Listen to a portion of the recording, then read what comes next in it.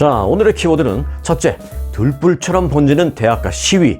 이거 아주 중요한 소식입니다. 아직 상당히 우려스러운 소식인데 오늘 좀 자세하게 전해드리겠습니다. 자, 두 번째 키워드는 반전 시위와 스타벅스. 무슨 연관이 있을까요? 전해드리겠고, 세 번째 키워드는 미국의 한국 의료 관광 급증입니다. 관심 많으신 분들 많죠? 자, 네 번째 키워드는 카톡으로 한국 민원 해결입니다.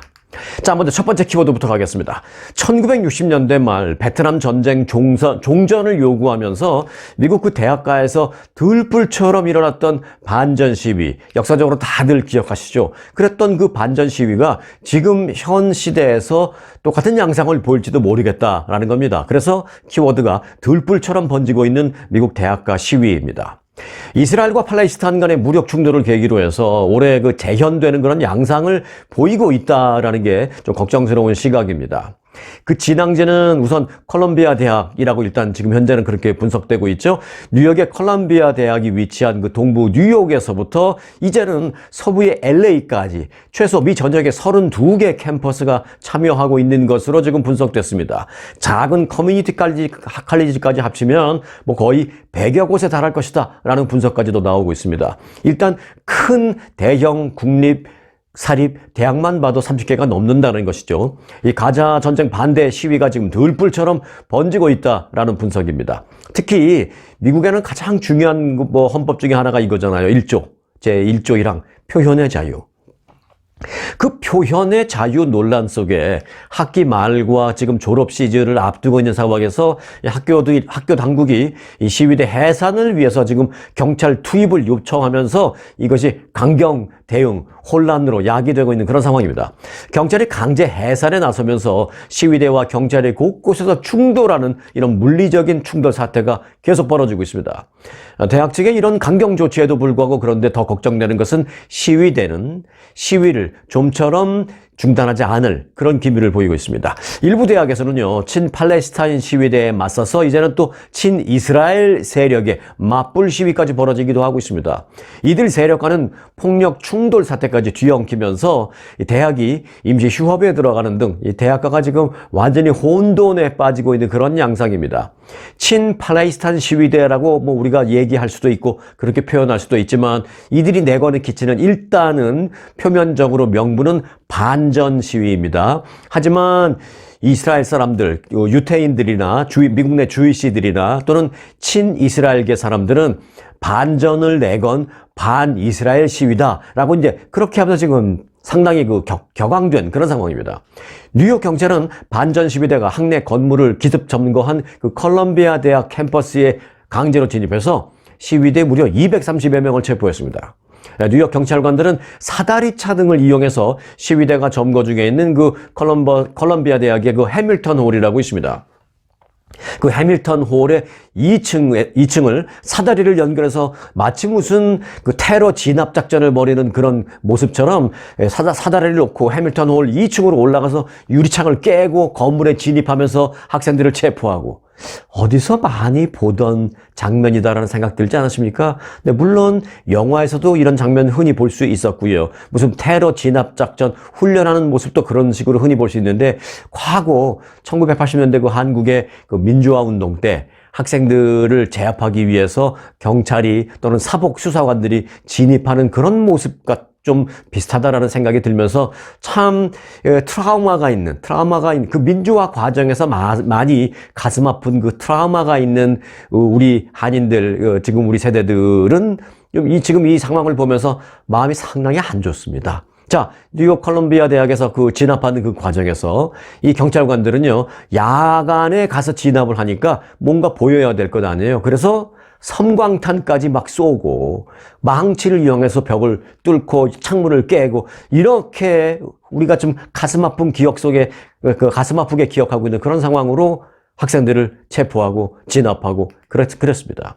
CNN을 통해서 영상이 생생히 알려지기도 했습니다. 이 경찰 당국자가 공개한 그 현장 영상을 보면요, 경찰관들이 잠긴 문을 막 부수기 위해서 망치, 그리고 망치도 우리가 일반적으로 집에서 쓰는 조그만 그런 망치가 아니에요. 이렇게 뭐 테러를 진압한다든지 어떤 사건 현장을 강제적으로 진압한다든지 할 때 쓰는, 경찰들이 쓰는 이 공사용, 작업용 망치가 아닌 대형 망치가 있습니다. 이런 걸로 부수고 들어간 뒤에 사무실 안을 수색하고 체포하고 하는 그런 모습들이 고스란히 생생하게 담겨져 있습니다.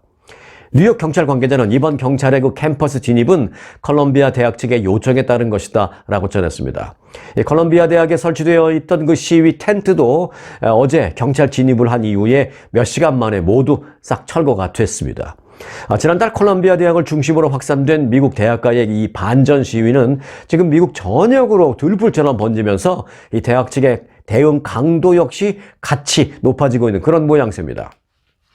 이 애리조나 대학에서는요, 어제 새벽 학교 내에 대학 경찰이 캠퍼스에 들어가서 불법 집회에 대응하기 위해서 우리는 지금 진입을 시도한다라고 말하면서 팡팡팡 최루가스를 막 터뜨리면서 들어갔습니다. 학생들이 반항을 하는 과정에서 경찰을 공격할 수도 있으니까 일단 학생들을 반항하지 못하게 만들어 놓기 위해서 펑펑펑 최루가스를 막 쏘면서 진입을 하고 그리고 체포하기도 했는 그런 상황도 있었습니다.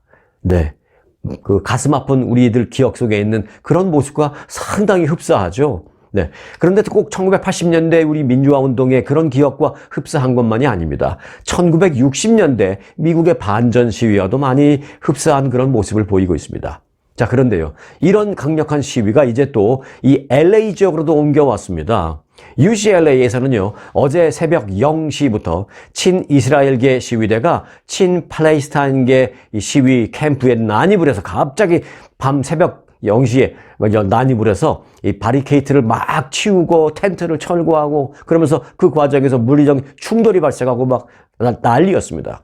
이 과정에서 양측은 서로 밀치고 밀고 고래고래 소리 지르고 발길질하고 발로 차고 또 상대방에게 둔기로 뭐 때리는 상황까지는 아직 포착되지 않았습니다만은 둔기를 막 휘두르면서 겁을 주기도 하고 그렇게 약 2시간 동안 이게 무슨 정말 전쟁을 하듯이 그러니까 흉기 없이 무기 없이 전쟁을 하듯이 그렇게 2시간 동안 폭력 충돌 사태가 빚어졌습니다. 어디에서요? 명문 UCLA에서요.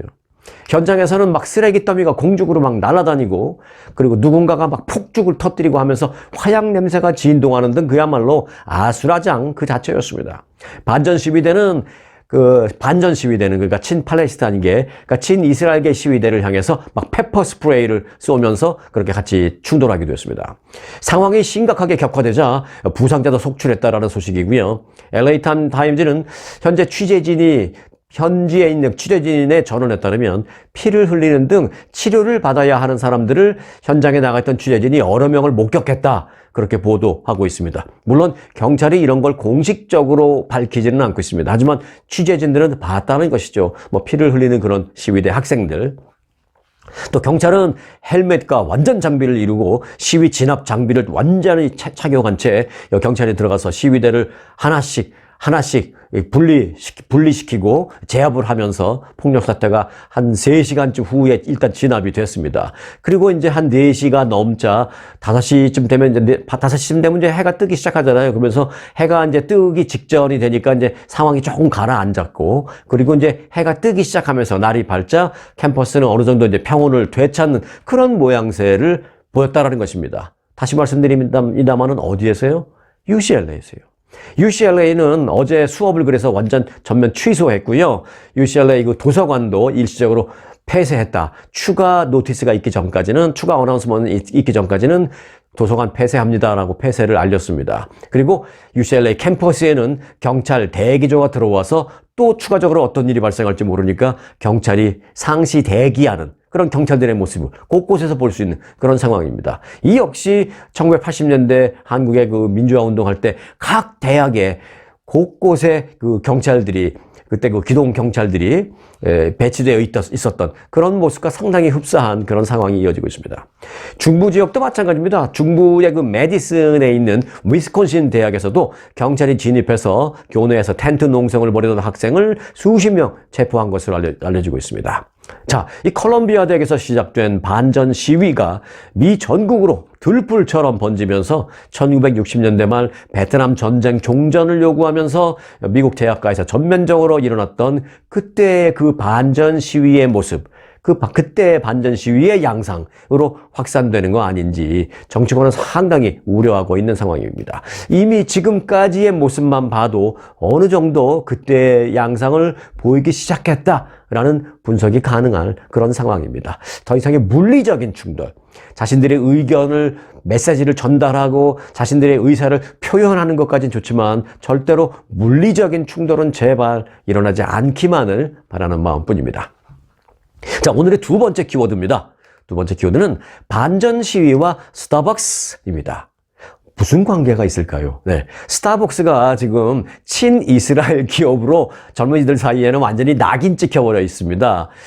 뭐 결론적인 말씀드립니다만 상당히 좀 가짜뉴스 루머, 어떻게 보면 스타벅스로서는 좀 억울한 면이 있어요. 그런데 하여간 요즘 젊은이들 사이에서 특히 이제 대학가에서 스타벅스 저거는 완전히 친이스라엘 기업이야 라고 완전히 낙인 찍혀서 지금 불매운동이 공식적으로 벌어지진 않지만 학생들이 잘 안 가고 있어요. 그래서 지금 1분기 매출 쇼크, 어닝 쇼크를 기록했습니다.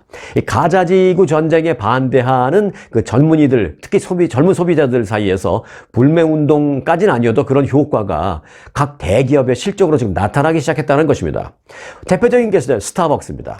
스타벅스는 1, 2, 3월 달 1분기 실적으로 85억 6천만 달러의 매출을 올렸다라고 밝혔습니다. 그런데 이는 그 증권가에서 미리 예상을 했던 전망치 91억 3천만 달러의 그 예상 매출을 크게 밑도는 수치입니다.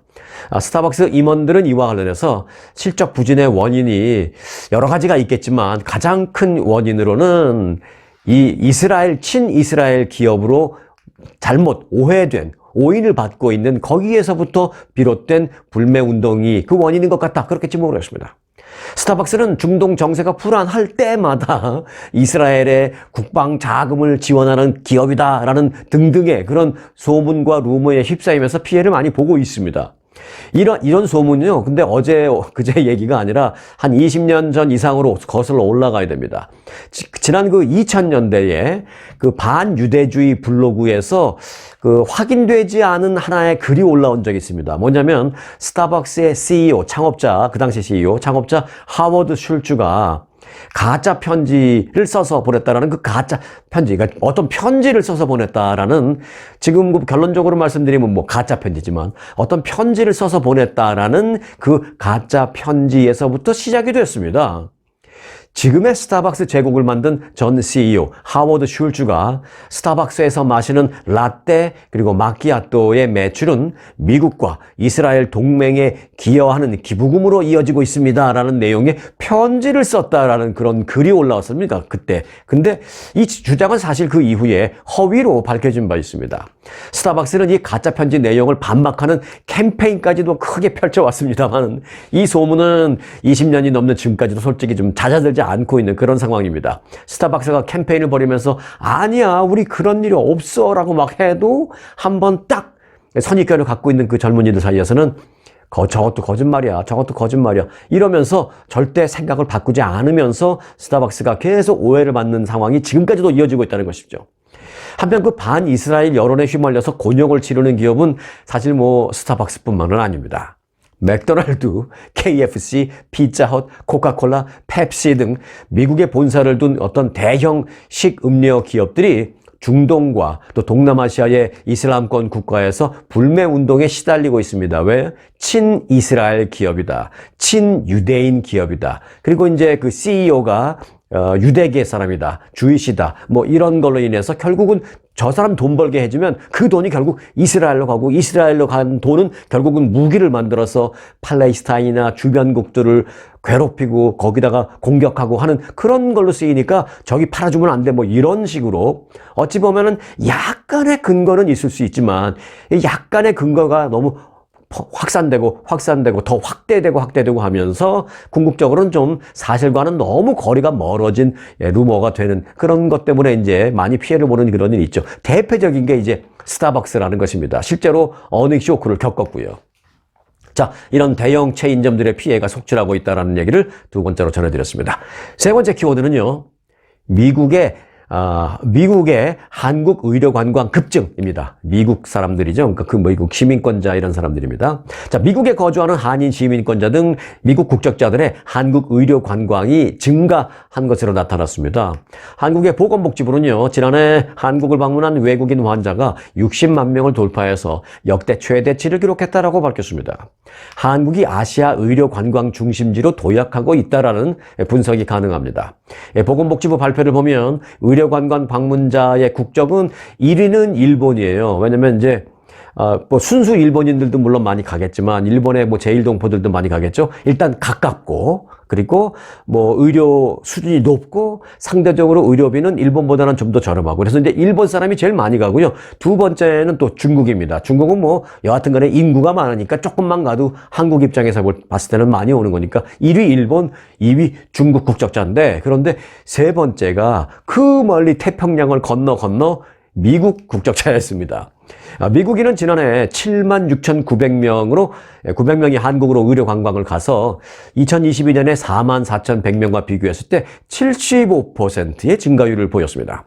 미국인은, 즉 자꾸 미국인 그러면 이제 뭐 백인이나 흑인분들 생각할 수 있지만, 사실 제가 미국인이라고 표현하고 보건복지부도 공식적으로 발표한 표현은 미국인이지만 사실 거의 대부분은 저 같은 한국 사람이지만 미국 시민권자, 뭐 이렇게 생각하시는 게 맞겠습니다. 자, 미국인은 지난해 전체 외국인 환자의 13%를 차지했습니다. 이 미국인들의 한국 내 의료 관광을 진료 과목별로 구분해 보면요, 가장 많은 게 피부과였습니다. 피부과. 14,200명으로 가장 많았습니다. 그리고 이어서 내과 16,000명, 성형외과 14,300명, 그리고 건강검진 15,500명, 1,550명, 죄송합니다. 1,550명, 그리고 정형외과 3,900명, 안과 3,600명, 그리고 산부인과 3,000명 등의 순서였습니다. 그리고 이제 어느 지역에 있는 병원에 가서 진료를 받느냐, 이 지역별로 보면 당연히 서울 지역이 가장 많았습니다. 78%로 서울 지역의 병원을 방문한 외국인들이 가장 많았습니다.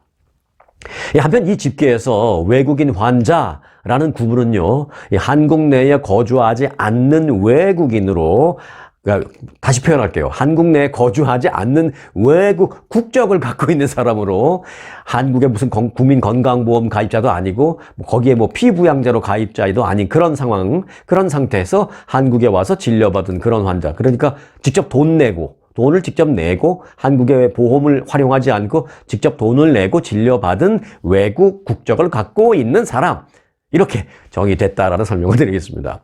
한국으로의 의료 관광은요, 팬데믹 이전에 한참 증가하고 있다가 팬데믹 때문에 스탑 됐었잖아요. 그런데 이제 본격적으로 다시 날개를 펴고 있는 것으로 보이고 있습니다.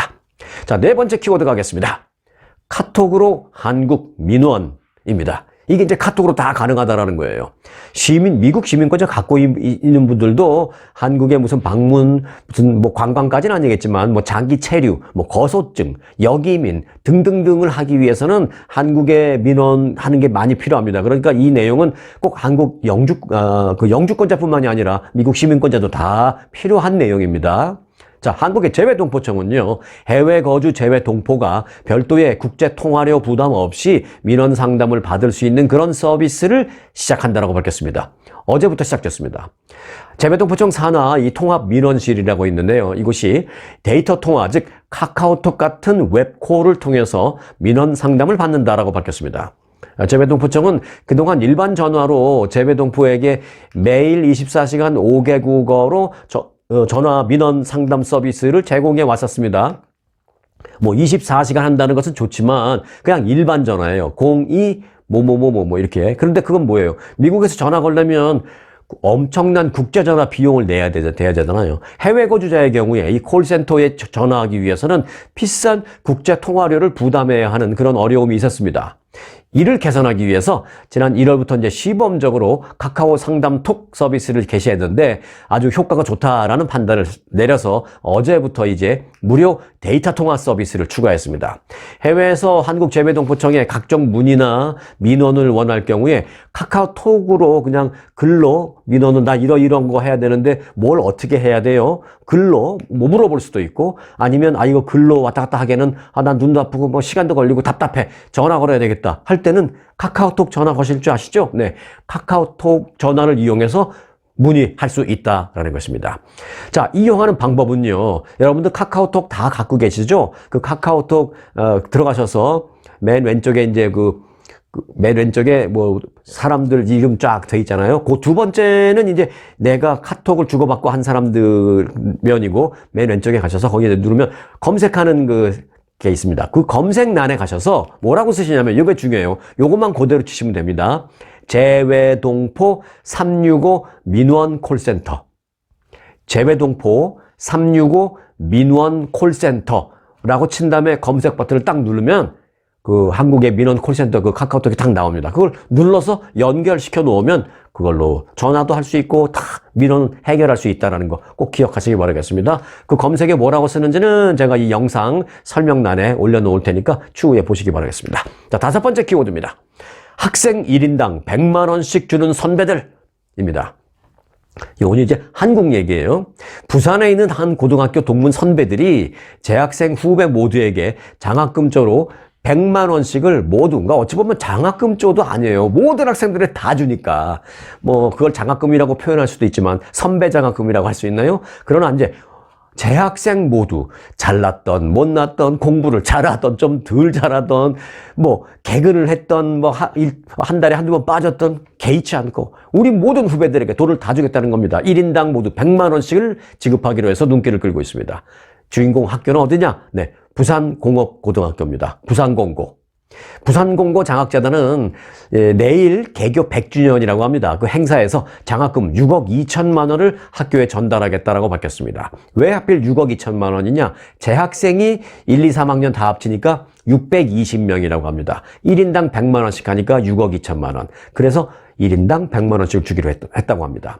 해당 장학금은 그 졸업생 선배 267명이 후배들을 위해서 십시일반 모금한 그 금액의 일부라고 합니다. 그러니까 실제로는 이거 6억 2천만 원보다 더 많은 거예요. 나머지 돈은 또 좋은 데 쓰겠다고 했습니다. 자, 부산공업고등학교, 부산공고 어떤 학교인가요?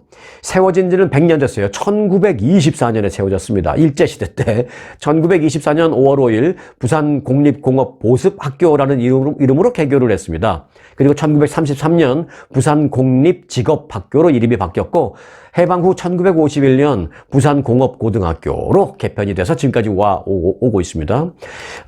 공고나 상고 등 잘 아시죠? 이제 인문계 고등학교 말고 이제 공고나 상고 등 이런 학교를 소위 특성화 고등학교라고 이제 부르기도 하는데 이런 특성화 고등학교로 부산에서는 처음으로 개교 100년을 맞는 학교가 바로 부산공고입니다. 졸업 동문만 해도 4만 명이 넘는 대표적인 직업교육의 산실로 알려져 있습니다. 여기 지금 말씀드린 데는 부산공고인데 부산상고는 또 노무현 전 대통령이 나온 학교이기도 하잖아요. 자, 이 부산공고는 뭐 유명한 졸업생들도 많이 있습니다만 딱 한 명만 뭐 굳이 제가 말씀을 드린다면 궁극적으로는 나중에는 의사가 되셨지만 그 안철수 국민의힘 의원의 아버지, 그 아버지도 의사거든요. 그 궁극적으로 나중에는 의사가 되시긴 했지만 안철수 의원의 아버지 그 안영모 박사님도 이 부산공고 출신이라고 합니다. 초특급 아주투어 모국관광 우렁쌈밥, 대통밥과 꼬막정식 대명 롯데호텔 저녁만찬 뷔페 초특급 호텔과 호텔 식사로 모시는 아주투어 세계 7대 자연문화유산 제주 아주만의 초특급 롯데와 신라호텔 금수강산 그리운 추억 부산 해운대 경주 설악산의 모국관광 친절하고 재밌는 가이드는 아주의 자랑 먹기행 맛기행 호텔도 최고 식사도 최고 모국관광은 역시 1등 아주투어. 네, 보너스 뉴스 전해드리겠습니다. 오늘도 보너스 뉴스는 간추린 주요 뉴스로 전해드리겠습니다. 짧게 중요한 거 전달해드리겠습니다.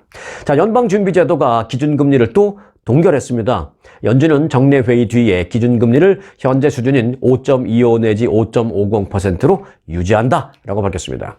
연준은 지난해 9월 이후에 6차례 연속으로 이제 금리를 동결한 것으로 기록됐습니다. 언제쯤 인하할지 궁금하죠. 자, 그리고 현대와 기아차가 얼마나 많이 팔았는지, 얼마나 덜 팔았는지 그 내용이 나왔는데, 현대와 기아차 전체적으로는 작년에 비하면 조금 소폭의 감소세를 보이게 했습니다만은 모델별로 큰 폭의 증가를 보인 게 많아요, 보면. 자, 일단 모델별로 보면요. 현대 엘란트라 하이브리드가 3% 증가, 또 전기차 아이오닉 5. 요즘은 현대와 기아의 이 전기차 매출이 아주 좋습니다. 현대 아이오닉 5가 59% 증가, 1년 전에 비해서. 자, 아이오닉 6, 이건 최신형이죠. 61% 증가. 투싼 44%, 산타페 12%, 팰리세이드 31% 증가를 기록했습니다. 기아 볼까요?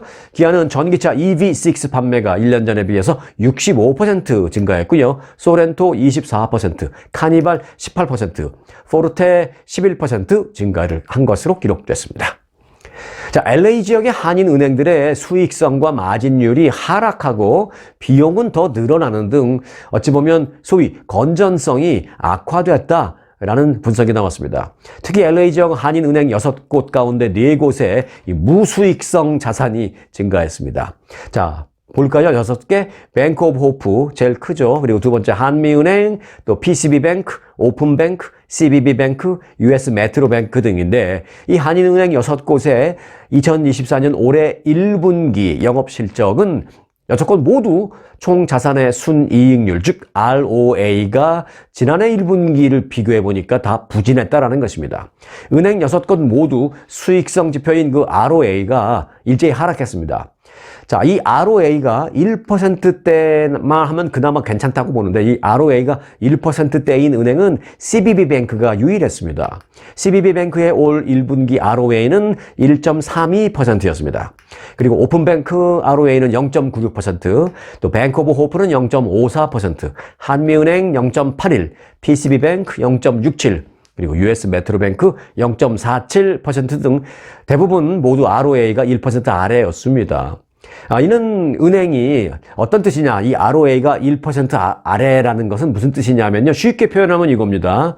은행이 100달러를 굴려서 1달러를 벌지 못했다는 것입니다. 뭐 예를 들어서 ROA가 0.81이다. 그러면 은행이 100달러를 굴려서 81센트 밖에 못 벌었다. 그런 얘기입니다. 뭐 ROA가 1.32다. 그러면 이 은행은 1달러를 굴려서 1불 32센트 벌었다라는 그겁니다. 근데 여기 1%라는 게 어떤 보면 좀 기준점이죠. 1%는 좀 넘겨야 되는데 그걸 넘기지 못했다라는 것입니다. 지난 2020년부터 지속된 그 캘리포니아 인구의 하향세 그리고 인구 유출 이게 스탑됐고요. 캘리포니아가 어느덧 약간의 상승세, 인구 상승세로 바뀌었다라는 소식입니다. 작년 한 해 동안 캘리포니아 인구는 2020년 이후 처음으로 증가세를 보였습니다. 캘리포니아주 재무부가 발표한 건데요. 재무부의 이 새로운 인구 추정 데이터에 따르면 올해 1월 1일 기준 캘리포니아 인구는 총 몇 명이냐 도대체 캘리포니아는 인구가 몇 명이냐. 자, 좀 구체적으로 보면은 3,912만 8,162명입니다. 좀 짧게 보면은 일단 3,912만 명 이렇게 알아놓으시면 되겠습니다. 4천만 명 좀 안 되죠. 3,912만 명으로 기억하시면 되겠습니다. 이는 지난해 1월 1일 이후에 1년 사이에 6만 7천 명이 증가한 것입니다. 주 재무부는 캘리포니아 인구가 다시 증가한 이유를 몇 가지를 볼 수 있는데 우선 코로나19로 인한 사망자가 크게 감소했다는 것, 그리고 이민자에 대한 정책이 더 완화됐다는 것, 그리고 세 번째 타주로의 유출이 크게 감소했다, 이제 스탑됐다라는 그런 이유를 꼽았습니다. 자, 중국에서 있었던 일인데요. 중국에서 비행기 승무원들 간의 다툼 때문에 항공기의 비상탈출 슬라이드가 갑자기 확 펼쳐지는 일이 발생했습니다. 중국 시안을 떠나서 상하이 푸둥공항에 일단 착륙한 비행기인데요. 동방항공 소속 비행기인데 착륙한 후에 이제 승객들을 내려주기 위해서 탑승교로 천천히 이동을 하잖아요. 그렇게 이동하던 중 중국 그 동방항공 소속 여객기의 비상탈출용 슬라이드가 이렇게 활주로에서 이동하고 있는데 갑자기 활주로에서 비상 슬라이드가 확 펼쳐진 겁니다. 깜짝 놀라서 다들. 그런데 이제 이와 관련해서 한 승무원이 다른 승무원과 싸움을 벌이다가 비상탈출용 슬라이드를 확 당겨서 열었다라는 것입니다. 이게 뭐 화가 나서 그런 건지 승질나서 그런 건지 아니면 그걸 열고 너무 화가 나니까 그걸 열고 자기가 글로 내려가려고 그런 건지 이제 그 조사 중에 있는데요. 그래서 이후에 다른 승무원들의 만류로 다행히 이 두 승무원들 간의 이 싸움은 진정이 됐지만 활주로에서 갑자기 비상탈출용 슬라이드가 펼쳐지자 비행기에서 내릴 것을 준비하던 승객들은 아주 위험한 상황이 발생한 것으로 오해하면서 순식간에 비행기 안에서 무슨 일이야 비행기에서 무슨 큰일이 발생한 거야 나 빨리 나가야 되는 거야 그러면 그런 생각을 하면서 비행기 안에 승객들이 순식간에 아비규환이 되는 그런 상황이 발생했다는 것입니다. 동방항공 측은 이 조사를 진행한 뒤에 관련 법령에 따라서 이 승무원들을 처리하겠다라고 말했습니다. 중국의 그런데 한 변호사가 말하기를 승무원이 일부러 이 비상 슬라이드를 파손했다라면 그것은 고의 재산 훼손죄에 해당할 수 있다라고 밝혔고요. 그 비상 슬라이드를 다시 챙겨서 올려서 원위치시키고 그리고 이제 뭐 이상이 없는지를 다 하고 원위치 시켜야 될 것 아니에요. 그래서 그렇게 정비하고 원위치 시키고 하는 그런 데에 들어가는 가격이 중국 돈으로 10만 위안, 미국 달러로 보니까 대충 한 15,000달러가 된다고 합니다. 그래서 이제 중국에서는 이 정도 된다면 실형을 받게 되는데 아니면 3년 이하의 실형 아니면은 큰 액수의 벌금을 부과받을 수 있다라는 게 중국 변호사들의 전언입니다. 승객들의 안전을 책임져야 할 승무원들이 자기들끼리 싸우느라고 오히려 승객들이 혼란에 빠지게 한 중국 동방항공 스토리였습니다. 오늘 영상 여기까지입니다. 언제나 스토리가 있는 뉴스, 송앵커의 스토리 뉴스 마칩니다.